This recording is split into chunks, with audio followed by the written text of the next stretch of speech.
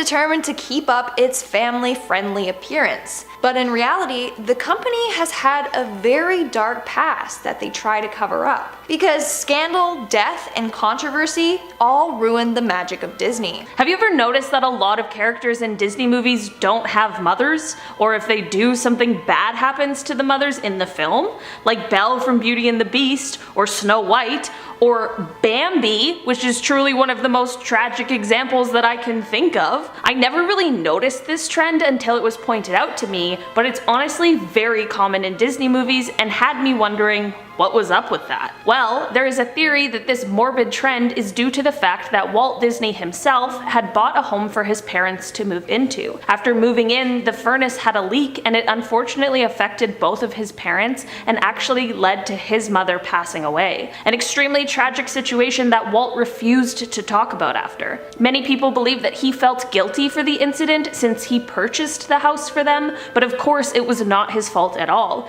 It's very possible that this real-life trauma he experienced just ended up bleeding into his work. In our number 9 spot today, we have Walt's last words. In 1966, Walt Disney was diagnosed with lung cancer after being a lifelong smoker, and he passed away not too long after. We always hear famous last words from people that are either inspiring or just downright terrifying, but Walt's last words were just strange. Walt was unfortunately unable to speak due to the condition of his lungs, so his last words were actually written. The last words were Kurt Russell. I wish I could tell you this super interesting story about Kurt, but he was actually just a child actor at the time of Walt's passing. Kurt did voice work, but he also starred in a few movies. Unfortunately, no one really knows why Kurt was on Walt's mind in his final moments, and unless Kurt knows something that he isn't telling us, we will probably never know. In our number 8 spot today, we have a Toy Story connection. Before I dive into this one, guys, please don't forget to hit the thumbs up button if you're enjoying the video so far, because it really helps us out.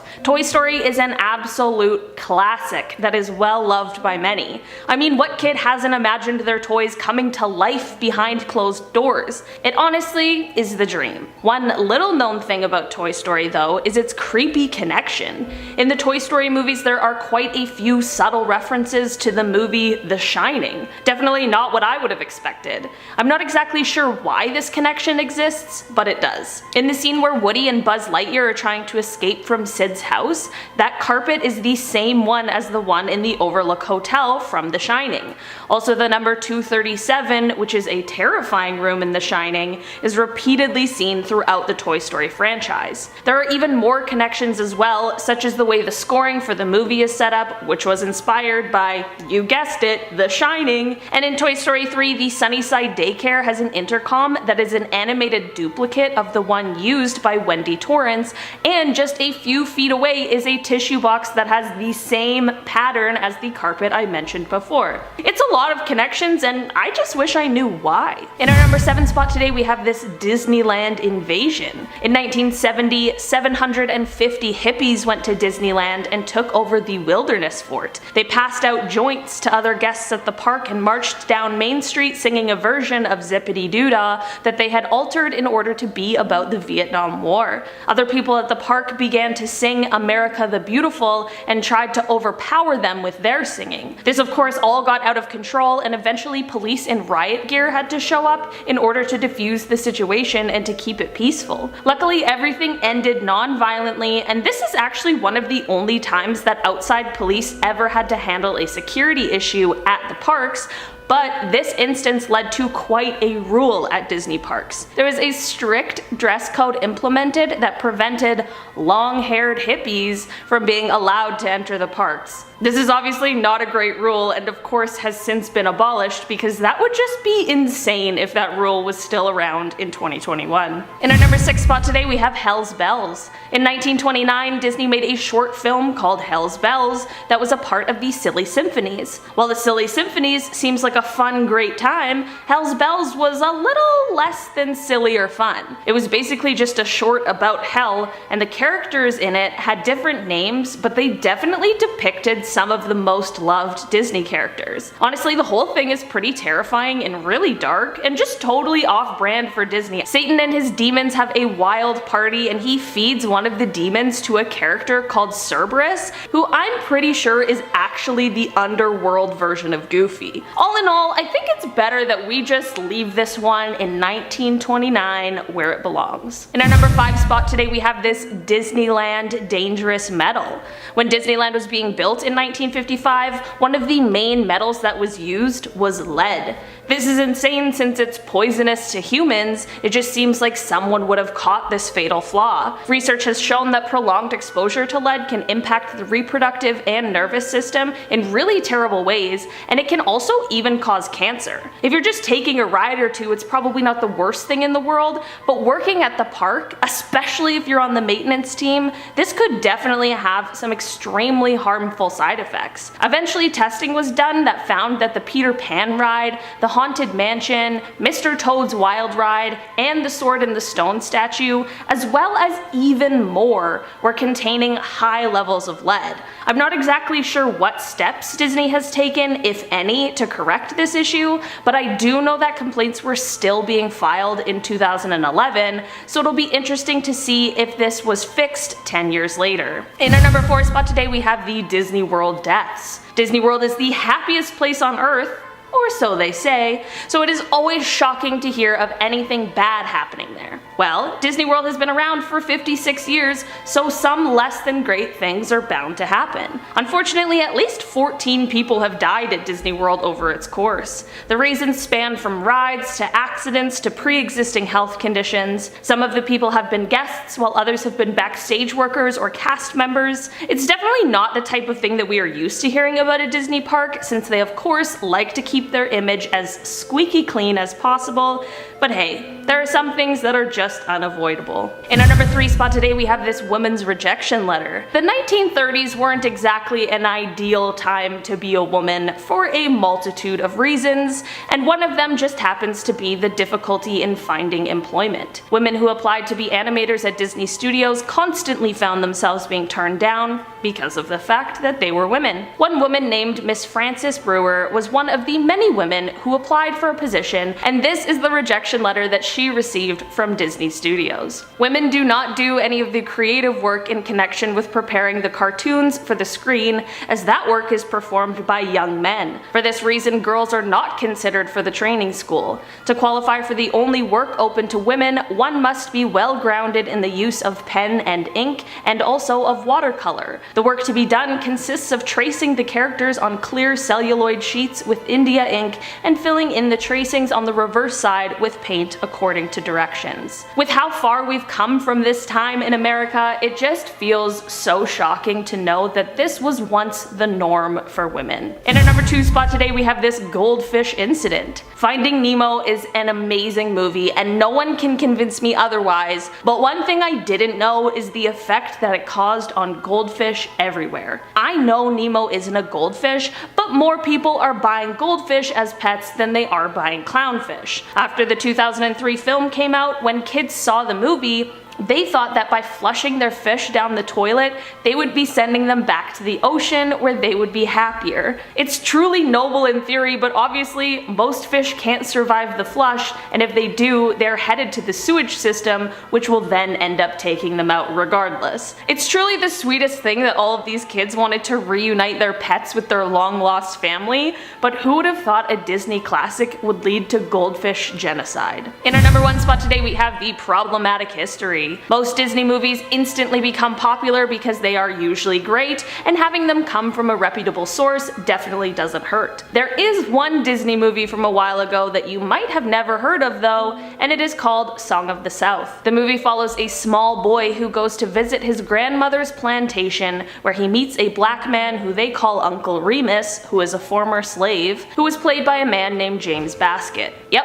that is unfortunately a real movie that was made by Disney, and the reason you may have never heard of it is because it is obviously super racist. What's worse is that the movie actually won an Academy Award for Best Song in 1947 for Zippity Doo Bermuda. It's safe to say that this movie has since been buried, and it should definitely stay that way. At number 10, fake it till you make it. Disney is often referred to as the happiest place on earth. A pretty big claim, but in their efforts to keep the park so positive, they have a few tricks up their sleeves. If you've been to Disney and skipped out on a ride due to the long wait time listed, you may want to reconsider next time. Disney uses the trick of overestimating wait time, so you'll think you waited less than you were supposed to. This keeps guests in line happier for longer. Another thing that may seem totally normal are the American flags located all over the park. The flags located within Disney are often missing one of the stars or stripes. Why would they do this? Well, by omitting something from the original flag, it means they don't have to follow standard American flag regulations, like flying them at half-mast at certain times. I mean, that's pretty smart. It's never a happy thing when a flag is at half-mast, so it's fitting they would try to avoid having to do that. When they say Disney is very detail-oriented, they aren't kidding. The last thing I'll mention that may seem real, but is really just the park making the rides seem crazier than they are, is their use of dramatic effects. If you walk past the Twilight Zone or Tower of Terror, you'll hear a lot of screaming. Some of those screams are real, but some are apparently fake and being played through the speakers to entice more guests to go in. Also, the boats at Splash Mountain don't actually cause such a big splash. There are cannons at the end of the drop that make the huge splashes of water. Real or fake, if it makes the day more fun, I'll take it. Number 9. Underground tunnels. The rumors are true. There is an entire tunnel system under the park. By the time you reach the entrance of the Magic Kingdom, you probably won't even notice that you've been walking up a slight incline ever since getting off the monorail or ferry. By the time you reach the iconic castle, you'll have already reached the 3rd floor level. Rumor has it the reason they created the underground tunnel system is because of Walt Disney himself. Walt was wandering through Tomorrowland in Disneyland as a staff member dressed as a cowboy walked by him on his way to his position at Frontierland. One look told Disney that a cowboy dressed in a checkered shirt, bandana, and cowboy boots twirling a 6-shooter looked totally out of place in Tomorrowland. Walt didn't want anything to distract visitors from their magical experience, like an old cowboy walking through the future, so when it came time for Disney World in Florida, they planned for the underground world. Due to Florida's high water table, digging out a basement was out of the question, so Disney improvised by building the tunnels at ground level and creating the world right on top. A former employee said, "Under the Magic Kingdom there are tons of underground tunnels. I could pop up almost anywhere in the park I wanted. Epcot has a tunnel underneath as well." Say what you will about Walt, but he really was dedicated to keeping the illusion alive.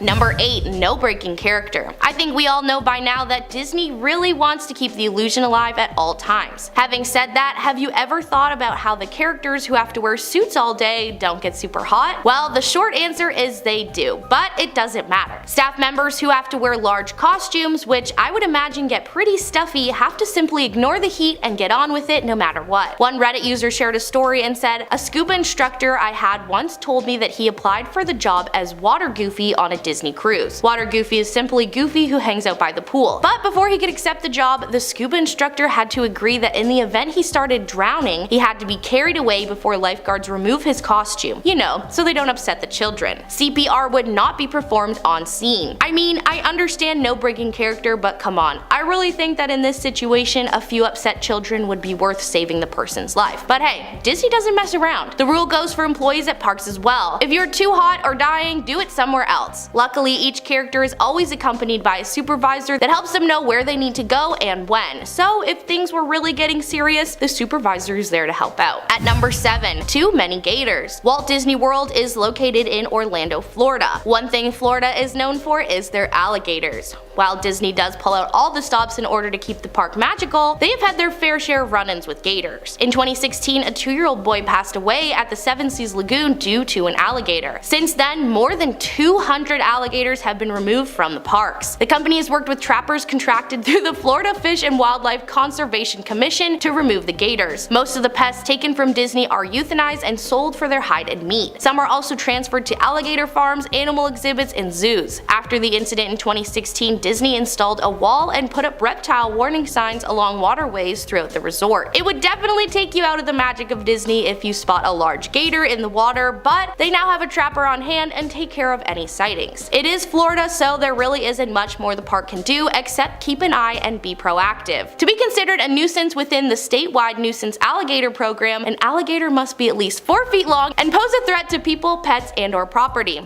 Not long ago, guests spotted a live alligator at Magic Kingdom. them. Disney can train their performers and dress them to the nines and make all the illusions as real as can be, but the only thing they struggle with is those gators. Unfortunately, even if you are at Disney World, you're still in Florida. Number 6. Strict appearance rules. Dressing as a Disney princess sounds like a pretty good gig, and I think many who have had the job would say that it is. But they may also tell you it's a job that comes with a whole lot of pressure. Working as a Disney princess takes a whole lot more than just throwing on the dress and waving to the guests. All of the performers have to undergo several rounds of auditions, with staff usually having to play multiple characters in the park depending on staffing. When auditioning, everything is being considered: your height, weight, voice, etc. In order for the character to get their voices just right, the performers will watch Disney movies of their characters and repeat the lines back. For most girls, the character's voice is higher than their real voice, so high that some women will go on vocal rest due to strained vocal cords. One former employee shared that despite participating in Disney's college program, she was never able to play a face character because she was too ethnic looking, despite being Italian. Disney favors light hair and skin people so they can play multiple characters. Another employee shares that many of her colleagues have been disapproved of working as face characters because they've either aged or gained weight. It's not a good job for your self-esteem, it sounds like. Apparently, they bring you in once a month, put you in the costume, and reevaluate you. If you're disapproved due to weight gain, you wouldn't be fired, simply switch to a more covered up character. This has led to employees feeling body shamed or that they need to take unhealthy measures to stay thin. Basically, Disney doesn't play around with continuity. The Cinderella you see in the morning will be the same you see in the afternoon, regardless if it's the same actor or not. At number 5. Painful costumes. Becoming a character from such loved Disney movies and meeting kids that think you're the real deal would definitely be fun. But I think the amount of fun you have as a staff member really depends on which character you are. Former character employees told Mental Floss that they've been basically beaten up by visitors and little kids, but the real wear and tear comes from the fur costumes. Apparently every character employee starts out as a fur character, and these costumes can weigh as much as 47 pounds. In 2005, the last year this data was available, the heavy suits were blamed for 282 injuries. One former fur character shared that while in costume she was punched, put in a chokehold, and had her shoulder partly dislocated and bruised 3 fingers. This performer eventually went to physical therapy for her shoulder and needed knee surgery thanks to the weight of the costume. That year, character performers across the 4 parks that made up Disney World reported 773 injuries total. 49 of those cited the heavy costume heads as the case of injury. Another performer once had to go on temporary disability leave after a guest picked her up and shook her while she was playing Minnie Mouse, resulting in whiplash from the weight of the mouse head. Of the 773 injuries, 107 were the result of some sort of aggressive behavior, whether intentional or not, from guests. I guess some Disney visitors get a little too into the fantasy and forget there are people inside working those suits. Luckily, they have rules in place of how long a performer can be in costume at a time before needing a break, which is usually no longer than 45 minutes. At number 4. Poorly treated princesses. The princesses in the park are one of the most magical parts of visiting Disney. Decked out with the dress, hair, and accessories, tons of kids and adults are able to make their dreams of meeting their favorite Disney princesses in real life come true. Unfortunately, like with most nice things, there's always someone right there ready to ruin it. Many employees, usually the women characters, say they've experienced inappropriate sexual behavior from park visitors. I know there are unfortunately few jobs that women don't experience this behavior, but the difference with Disney is they can't break character. Reddit user Little Bones wrote, "I was a Tinkerbell performer for Walt Disney World about 3 years ago, and I can't count how many times people would ask me what's under my dress or tried to touch me. I would always shame them to my photo pass attendant, their families, and the people in line by loudly exclaiming, 'You want to know what's under my dress? Well, there's pixie dust, of course,' or 'This man's a pirate, he's trying to reach the pixie dust that I keep under my dress,' and they'd walk away in shame like the creepy a-holes they are. It's pretty scary that they can't do much about the harassment, but it's even more scary that there are people at a place full of children sexualizing and literally touching a fictional character made for kids. It may be where dreams come true, but even Disney can't weed out all the creeps at the door." Number 3. Shared undies. Alright, this one is seriously my least favorite thing I learned about Disney when making this video. Aside from the fabulous park, action-packed rides, and all the snacks your Disney heart could want, one of the best part about the park is the opportunity to meet your favorite characters in person. Disney cast members go above and beyond to ensure guests visiting visiting the park are experiencing the magic. Well, back in the day, according to reports, Disneyland used to force cast members to share underwear as a part of the costume for work. Ew. The report stated that cast members inside the costumes had to wear regulation company-issued underwear. If you were to wear your own, you would create a visible line that the guests could see. So instead of just giving the cast members their own pack of the proper undies to take home at the end of each shift, employees had to hand in their underwear for washing. This was the way for a while, but the washing of the underwear was so bad they had to stop using the system in 2001. The report said when they started receiving dirty and smelly underwear at the start of their shifts and contracting nasty conditions like pubic lice and scabies, people started to suspect that the underwear garments weren't actually being washed very well.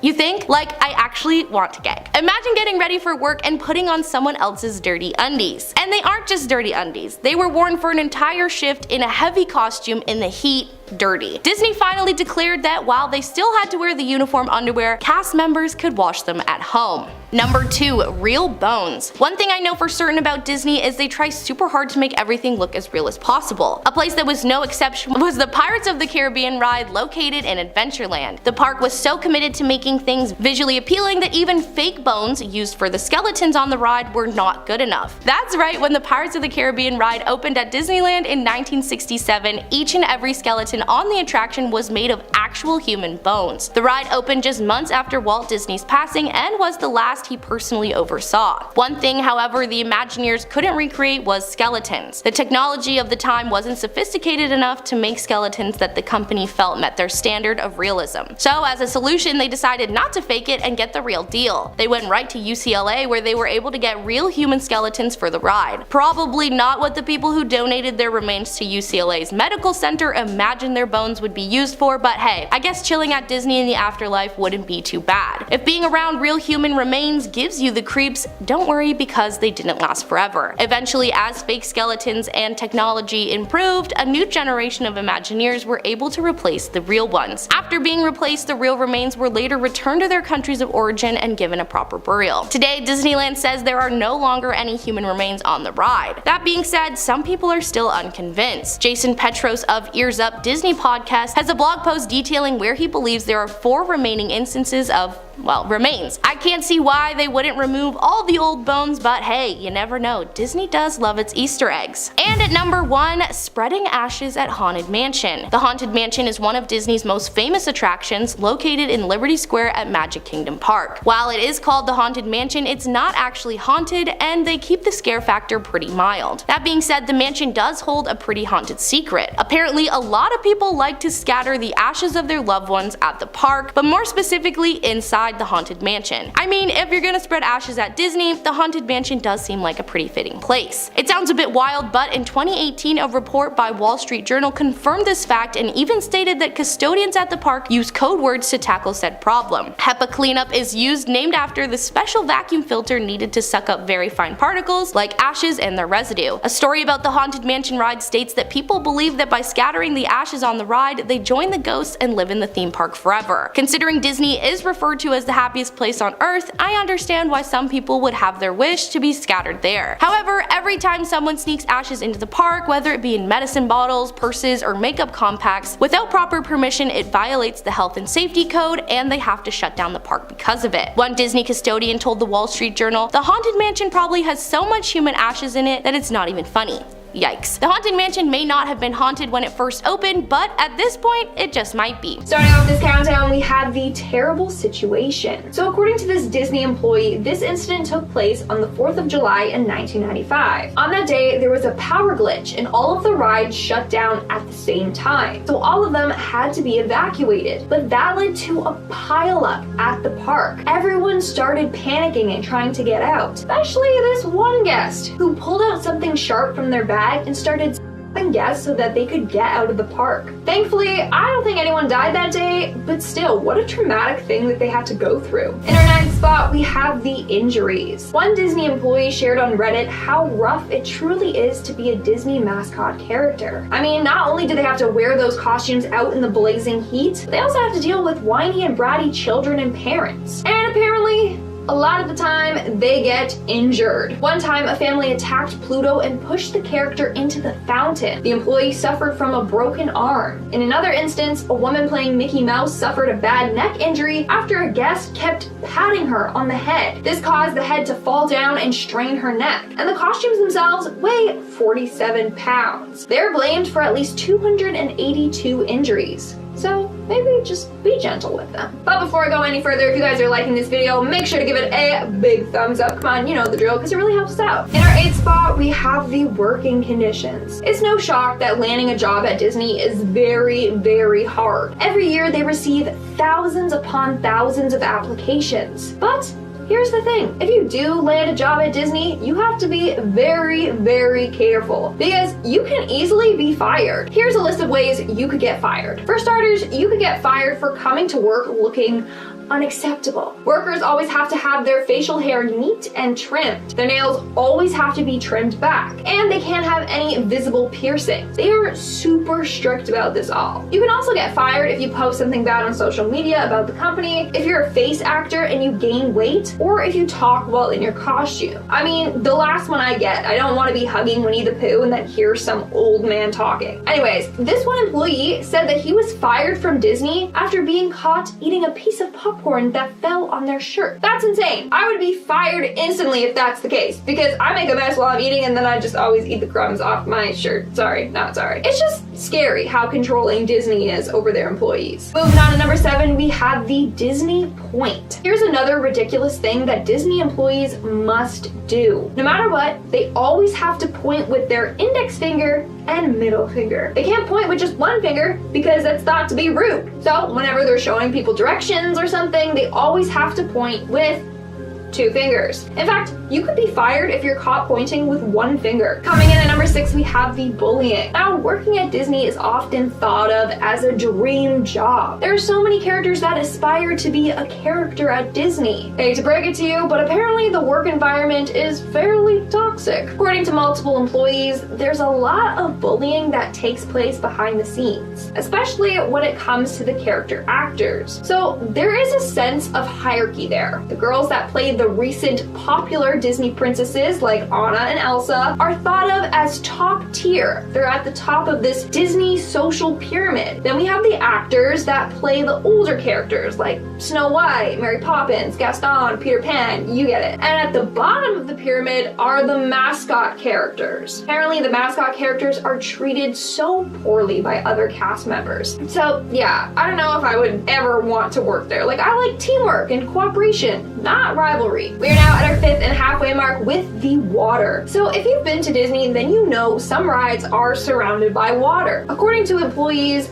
that water, although it may not look like that, is extremely polluted and filthy. From people throwing up in there, to trash, to animal poop, it's got it all. And I don't know how often it gets clean. If it looks clean to them, then it's good enough. So maybe think twice before getting on a ride that sprays you with water. In our 4th spot, we have the costumes. So in my last video, I talked about how some of the bigger and elaborate mascot costumes can't really get washed. So instead, they just spray it with disinfectant. Well, here's a fact that will gross you out even more. Back in the day, cast members at Walt Disney had to obviously share costumes, but they also had to share undergarments. Until 2001, each costume had their own Disney-sanctioned undergarments that they would have to share with each other. So gross. Because of that, a lot of workers were passing around STIs and STDs and stuff. So that's when they stopped sharing underwear. Like, that is highly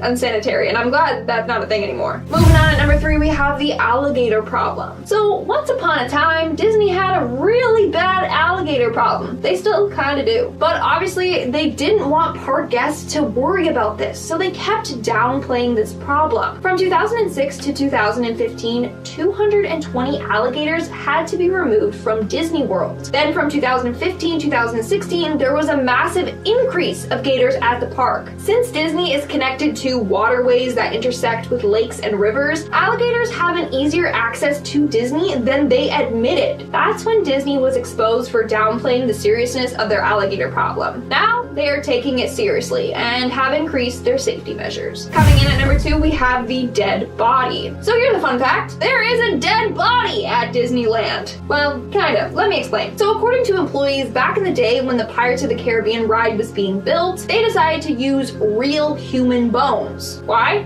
Because they thought that the fake bones looked too thick.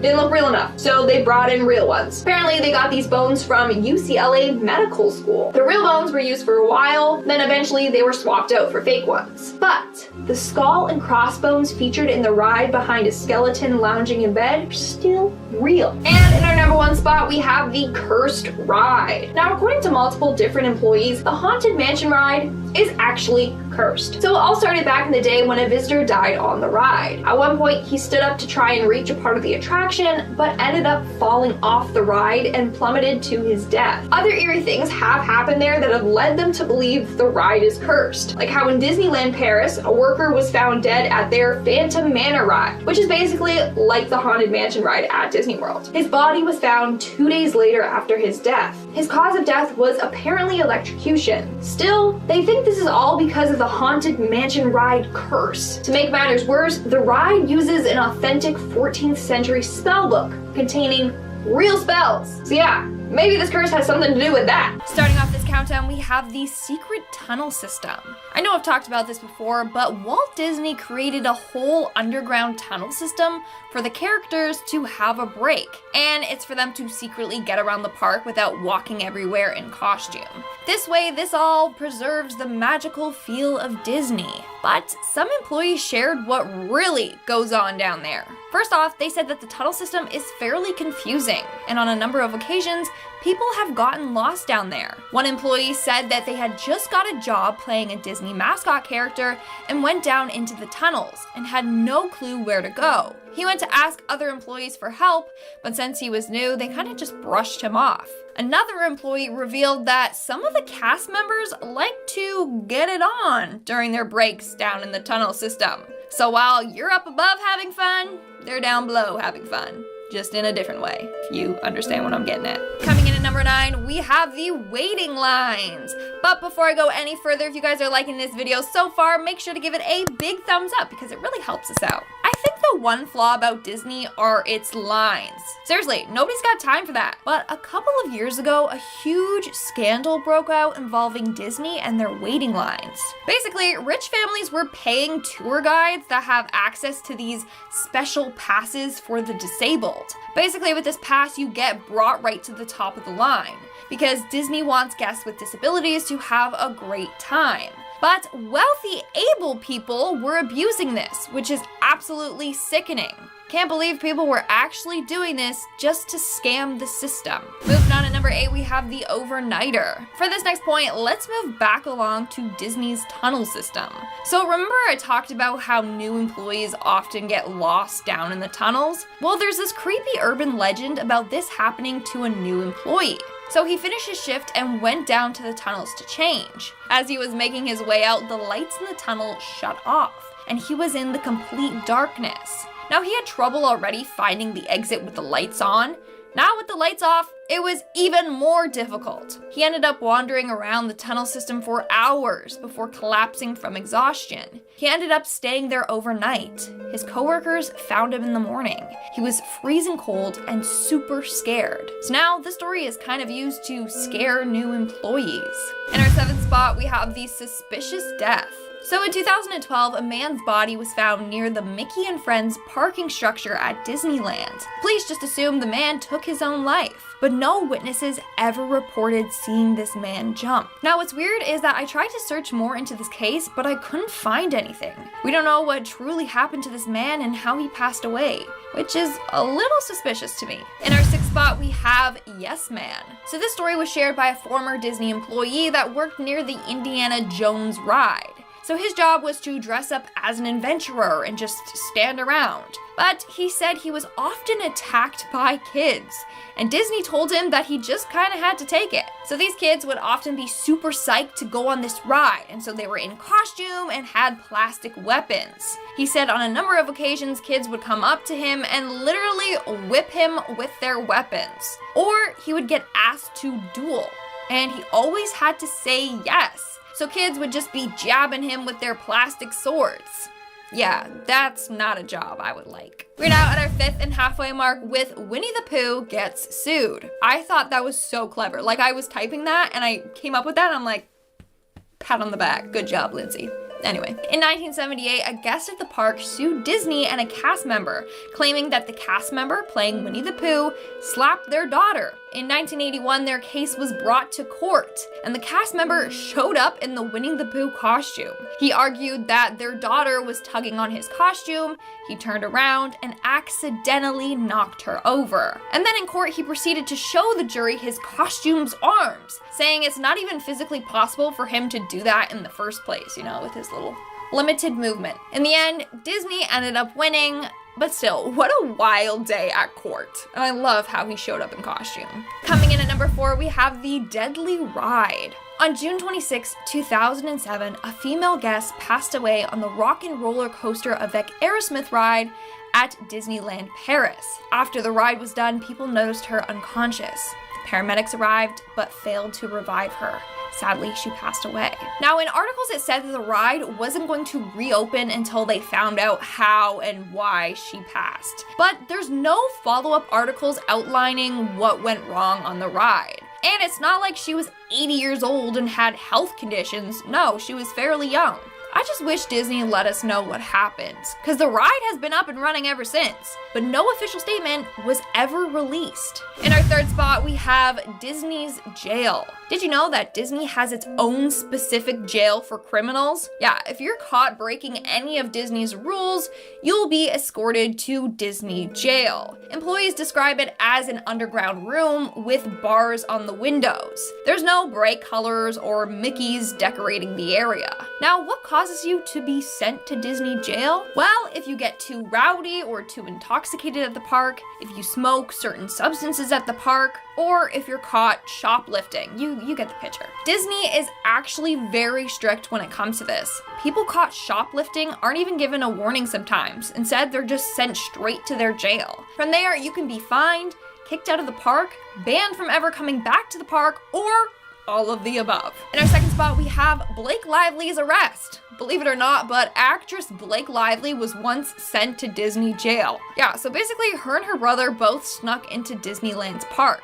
What they did is put hairspray on the stamps of somebody that came out of the park and then put their hands together, and that transferred the stamp. Then they got to go in the park for free. Except Blake and her brother were caught by an undercover Disney cop and sent to Disney jail. I'm telling you, Disney has way too many undercover cops. Like, they're everywhere, which is a good thing for safety, but also kind of a bad thing because, you know, they're watching your every move. And in our number 1 spot, we have The Battle. This story comes from a Disney employee that worked at a store at the Disney park near the Indiana Jones ride. One time, 30 kids ran into the store and each grabbed a toy sword from the bin, you know, so that they could be just like Indiana Jones. But then the kids started attacking the 2 workers in the store with their swords. And obviously the workers aren't allowed to like yell at the kids or panic or fight back, so they just let the kids attack them until their parents noticed and called them off. By then, he says his arms were already covered in cuts and bruises and he was bleeding. Yeah, maybe those weapons should be like placed behind the counter or something, you know, so things like that don't happen. Or maybe Disney should just have a better policy, I don't know. Starting off this countdown, we have the Smellitizer. Disneyland sees about 18 million guests per year. Disney World sees about 58 million guests per year. That is an insane amount of people. Now, what if I told you that Disneyland mind controls its guests? I wish I was making this up, but I'm not. So Disney uses a device known as the Smellitizer. Basically, it's a device used to pump fumes throughout the park. For example, at the main entrance, they pump out the smell of popcorn to entice you to buy some. In candy shops or ice cream parlors, it will smell sweet like vanilla. They also do this to make their rides more immersive. Like at the Pirates of the Caribbean ride, it will smell like wet wood and sea salt. They are literally controlling what you smell. If that's not a form of mind control, then tell me what is. In our 9th spot, we have the monorail. So at Disney World in Florida, they have a public transit system known as the monorail. monorail. Basically, it allows guests to travel free between locations associated with Disney. However, in 2009, a 21-year-old monorail driver lost his life while on the job. He was transporting the last batch of guests for the night when another monorail came speeding towards him. They got into a head-on crash that took his life. After investigating the issue, it was discovered that the crash was entirely Disney's fault. They violated a number of safety protocols and even got fined for this. Coming in at number 8, we have the People Mover. The People Mover ride was a transport attraction that opened up at Tomorrowland at Disneyland, California in 1967.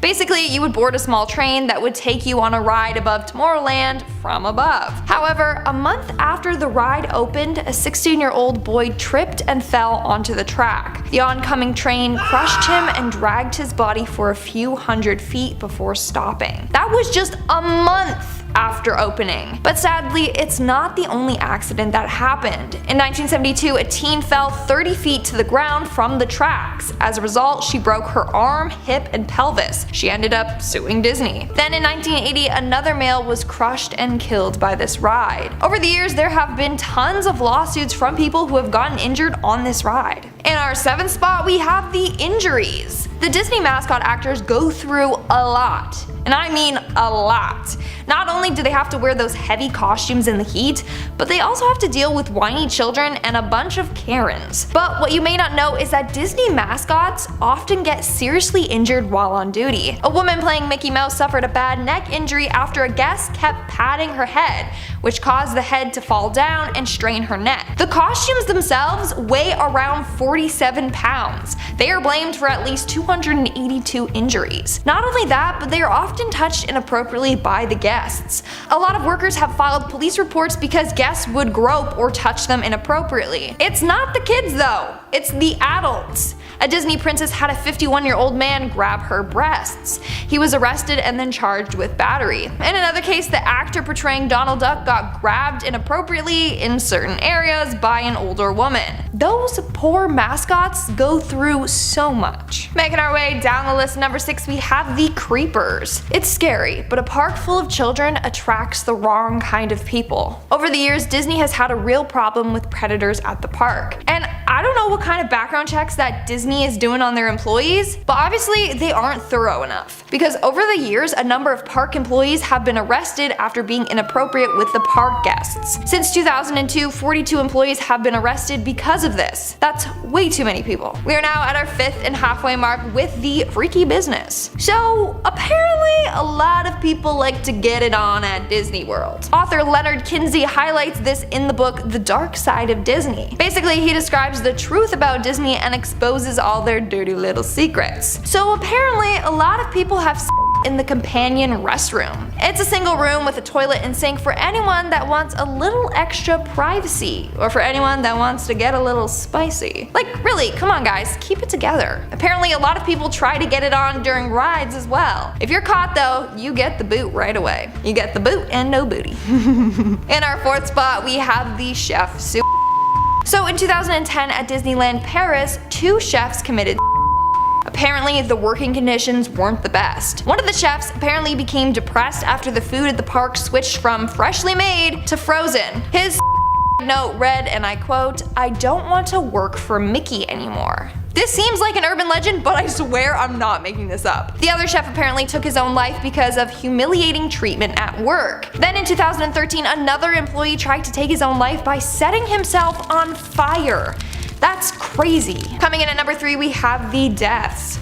So Disney claims that no one has ever died at their park. Clearly that's not true. Like I just finished talking about all the people that have died at their parks. So it turns out what Disney does is when someone does die at the park, employees have to remove the dead body from the property before pronouncing them dead. That means no one technically died at the park, only outside of the park's gates or wherever they were. They do this so that all the families feel safe coming there. I mean, the park must be super safe if no deaths have ever occurred there. Very sneaky, Disney. Very sneaky. Moving on at number 2, we have the workers' deaths. So that's not the only crazy rule that Disney has. They also have a rule as to what should happen if a mascot or character actor gets injured or dies there. No matter what happens, they have to stay in character. Once they are out of the public's eye, that's when they can receive medical attention. For example, one worker was told before accepting a job as Water Goofy on a Disney cruise, he had to agree that in an event he started drowning, he had to be carried away before lifeguards remove his costume and perform CPR. So he could literally be dying in the costume and need medical attention right away,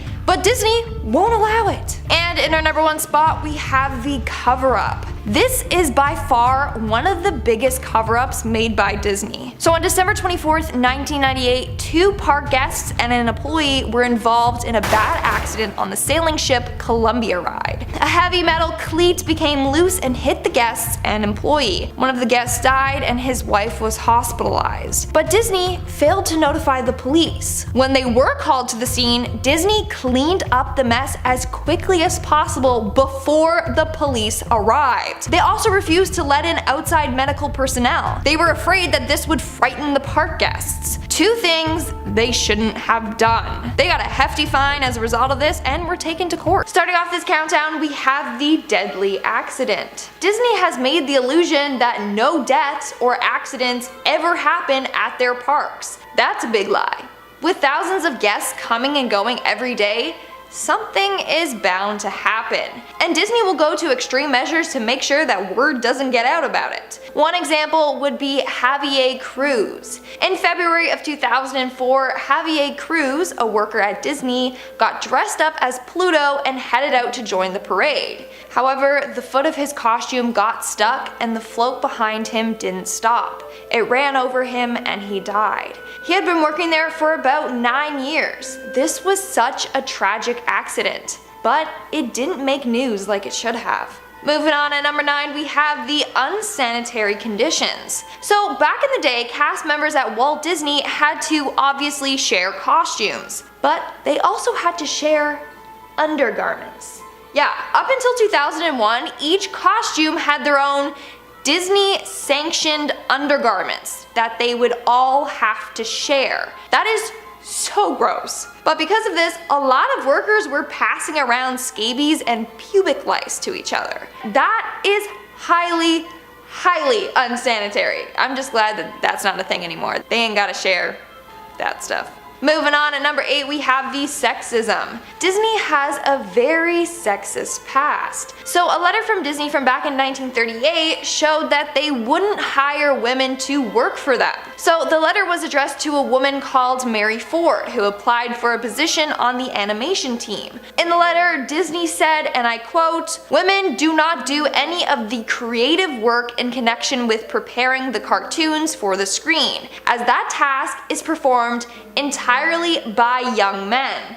For this reason, girls are not considered for the training school." At the time, women were being discriminated against in many ways, but many people were shocked and angered by this letter. Coming in at number 7, we have the cursed ride.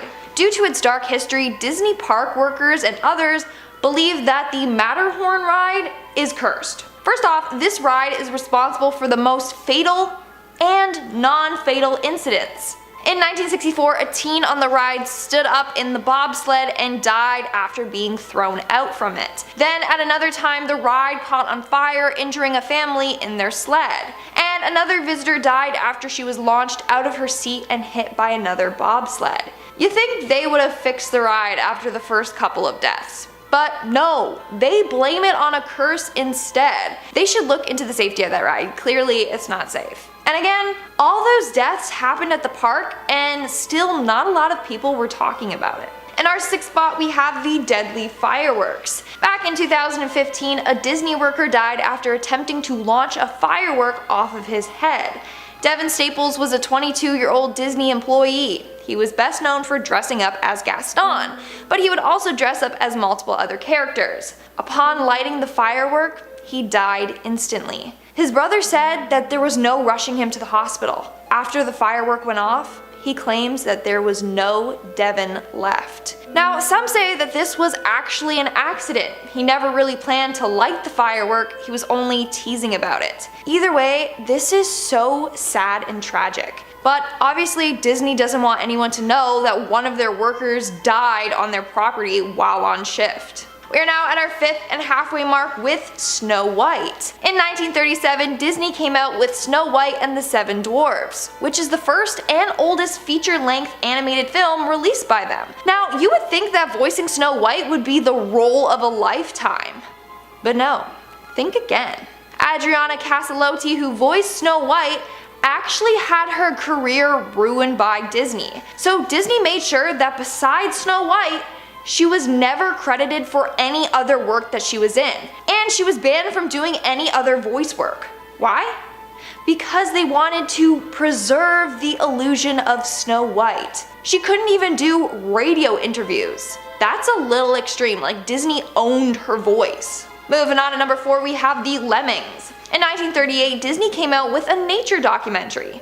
In the documentary, there's a scene where a bunch of lemmings commit suicide by leaping into the ocean off of a cliff. And Disney claimed that that was normal and part of the animal's migration. They even had a clip in the movie showing the lemmings doing so. But this is entirely false. These animals don't just jump off cliffs in groups and kill themselves. So for this scene, Disney imported a bunch of lemmings and then pushed or threw them off of a cliff. That's not really a happy ever after ending for them, Disney. In our 3rd spot, we have the Ashes. So apparently it's a thing to take your loved ones to Disney World. Not your living loved ones, no, your dead loved ones. And then you sprinkle their ashes all over the park. Believe it or not, but this happens more often than you think. Visitors will bring their loved one's ashes on a ride and then release them down on Disney World. What about the other people on the ride? Like, all you need is a gust of wind to blow those ashes right into their face. Now, there's one ride in particular that people love doing this on. Take a guess in the comments below. Done? Okay. It's the Haunted Mansion ride. I don't know what it is, but tons of people release their loved ones on this ride. And when that happens, Disney literally has a special vacuum that they use to suck up the remains.